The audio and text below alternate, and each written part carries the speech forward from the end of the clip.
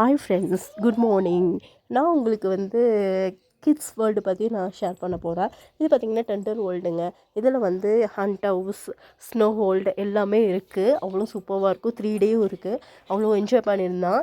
என் குட்டி பையன் இப்போ தான் 2 இயர்ஸ் 6 மந்த் ஆகுது. பட் அவனே கொஞ்சம் என்ஜாய் பண்ணியிருந்தான். என்ஜாய் பண்ணிட்டு பட் அழுகுறான். இந்த ஹண்ட் ஹவுஸ் எல்லாம் பார்த்து அழுகுறான். 3 டே எல்லாம் கொஞ்சம் பயமாக இருந்தது அவனுக்கு. உட்காந்தா பட் அதுக்கப்புறம் அழகாக ஸ்டார்ட் பண்ணிட்டான்.